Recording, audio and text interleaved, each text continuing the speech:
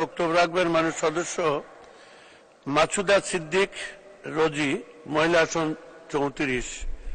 আপনার সময় 5 মিনিট। বিসমিল্লাহির রহমানির রহিম। ধন্যবাদ স্পিকার। মাননীয় প্রধানমন্ত্রী শেখ হাসিনাকে ধন্যবাদ। ধন্যবাদ মাননীয় সংসদ উপনেতা। ধন্যবাদ মুক্তিযুদ্ধের চেতনায় বিশ্বাসী সকল পক্ষের বীর সেনানী সদস্যদের প্রতি রইল বিনম্র শ্রদ্ধা, মুজিবীয় সালাম। আমি ডক্টর প্রকৌশলী মাসুদা সিদ্দিক রোজি, পিঞ্জ, সংরক্ষিত আসন 334, নরসিংদী। এ মাস মার্চ মাস, স্বাধীনতার মাস, অগ্নিঝরা মাস। আমি প্রথমে স্মরণ করছি জাতির পিতা বঙ্গবন্ধু শেখ মুজিবুর রহমানকে।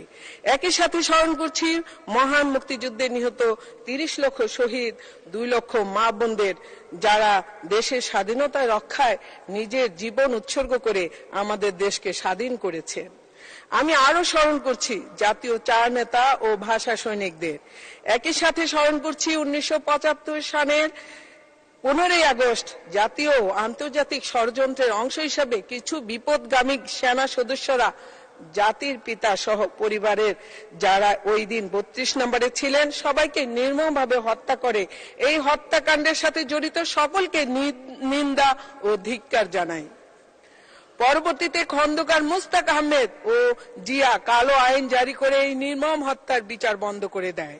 মাননীয় স্পিকার, দ্বাদশ জাতীয় সংসদের উদ্বোধনী অধিবেশনে মহামান্য রাষ্ট্রপতি দেয়া ভাষণের উপর আনীত ধন্যবাদ প্রস্তাবের আলোচনায় আমাকে অংশগ্রহণের সুযোগ দেওয়ার জন্য আপনাকে জানাই আন্তরিক ধন্যবাদ। সেই সাথে মাননীয় ডেপুটি স্পিকার, মহান সংসদে ডেপুটি স্পিকার হিসেবে দ্বিতীয়বারের মতো নির্বাচিত হয় আপনাকে উষ্ণ অভিনন্দন। এই সংসদের স্পিকার একজন নারী। তিনি বারবার নির্বাচিত হয়ে সংসদকে প্রাণবন্ত এবং উজ্জীবিত করে আমাদেরকে অনুপ্রাণিত করেছেন। ওনাকে বিশেষভাবে ধন্যবাদ জ্ঞাপন করছি। মাননীয় স্পিকার, আমার আওয়ামী পরিবারে বেড়ে ওঠা ছিল বঙ্গবন্ধুর আদর্শ বুকে ধারণ করার প্রাথমিক প্রেরণা। অতঃপর তিতুমির কলেজে ছাত্রলীগকে মনে প্রাণে ভালোবেসে গণতন্ত্রের মানস কন্যা জননেত্রী মাননীয় প্রধানমন্ত্রী শেখ হাসিনার স্মার্ট বাংলাদেশ এবং জাতির পিতার লক্ষ্য বাস্তবায়নে একজন উদ্যোক্তা প্রকৌশলী হিসেবে কাজ করে যাচ্ছি নিরলসভাবে।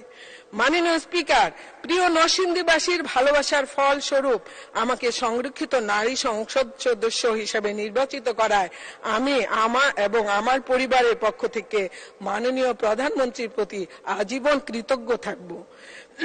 মাননীয় স্পিকার, আমি বিশেষভাবে মাননীয় প্রধানমন্ত্রীর প্রতি দৃষ্টি আকর্ষণ করছি।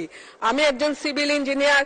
আমি হাউজিং এ নিয়ে দীর্ঘদিন যাবৎ সুনামের সাথে ব্যবসা পরিচালনা করে আসছি।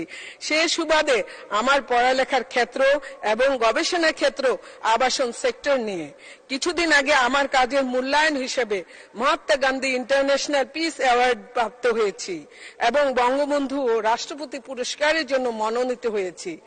আমি স্বল্প মূল্যে আবাসন ব্যবস্থার উপর পিএইচডি ডিগ্রি অর্জন করেছি এবং পরবর্তীতে প্রফেশনাল ইঞ্জিনিয়ারিং পিন্স সনদ এবং মেডেল ইঞ্জিনিয়ারিং ইনস্টিটিউট অব বাংলাদেশের কনভেনশন অনুষ্ঠানে মাননীয় প্রধানমন্ত্রীর হাতে প্রাপ্ত হয়েছি।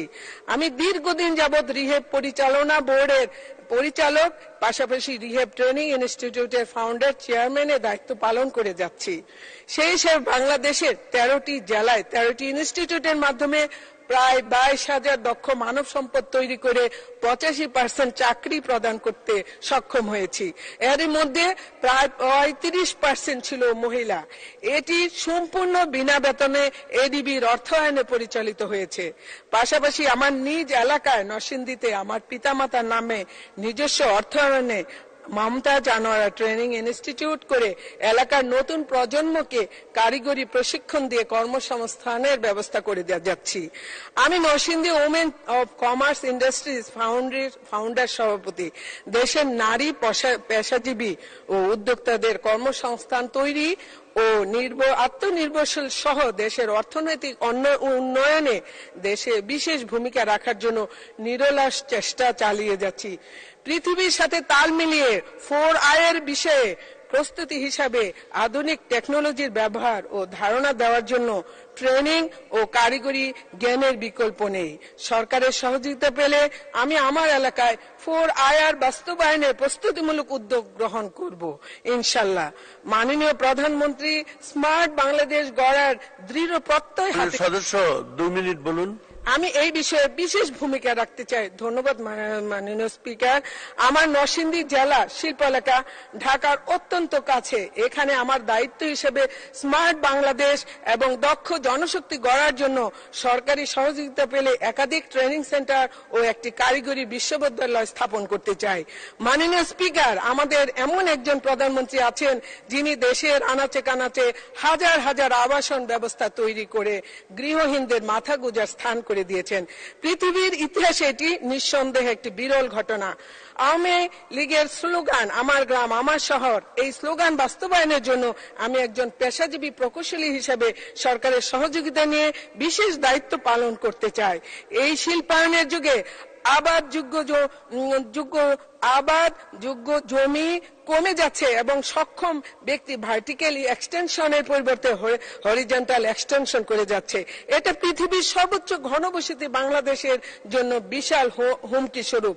তাই পরিকল্পিতভাবে বাংলাদেশের প্রতিটি এলাকা সাজাতে পারলে ঐতিহ্যবাহী কৃষি প্রধান বাংলাদেশ তার ঐতিহ্যকে ধরে রাখতে পারবে ইনশাল্লাহ।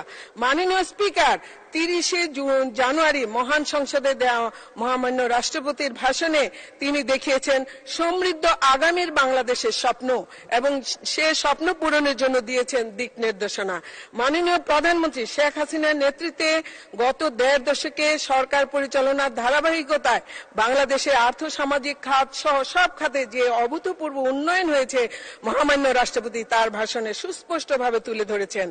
আর্থিক খাতের সংস্কার, সরকার কঠোর হাতে দুর্নীতি দমন, গঠনমূলক রাজনৈতিক কর্মসূচি পালন, গুজব অপপ্রচার ষড়যন্ত্র রোধে সচেতনতা বৃদ্ধি এবং চলমান উন্নয়নের অভিযাত্রায় 2041 সালের মধ্যে উন্নত সমৃদ্ধ স্মার্ট বাংলাদেশ বিনির্মাণের যে প্রত্যয় দেখিয়েছেন তার জন্য মহামান্য রাষ্ট্রপতিকে জানাই আন্তরিক ধন্যবাদ।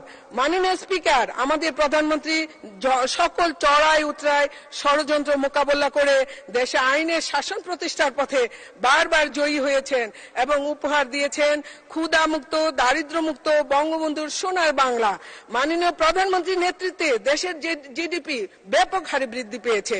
আমি আমার বাংলাদেশকে বিভিন্ন সংগঠনের মাধ্যমে দেশ ও দেশের বাইরে বিভিন্ন সেমিনার ওয়ার্কশপে মাননীয় প্রধানমন্ত্রীর দূরদর্শিতা এবং উন্নয়ন কর্মদক্ষতা তৈরি করার বিভিন্ন পদক্ষেপগুলি তুলে ধরে যাচ্ছি। যেমন এডিবির সাথে দক্ষ মানব সম্পদ উন্নয়নের জন্য দীর্ঘদিন যাবৎ কাজ করে যাচ্ছি। মাননীয় প্রধানমন্ত্রীর এই ভিশনারি উদ্যোগকে সাধুবাদ জানাই। মাননীয় স্পিকার, আপনাকে ধন্যবাদ। সর্বকালের সর্বশ্রেষ্ঠ বাঙালি জাতির পিতা বঙ্গবন্ধু শেখ মুজিবুর রহমানের সুযোগ্য কন্যা মানবতার মা প্রধানমন্ত্রী শেখ হাসিনা আমার অহংকার, আমার আদর্শ। মাননীয় সদস্য শেষ করুন।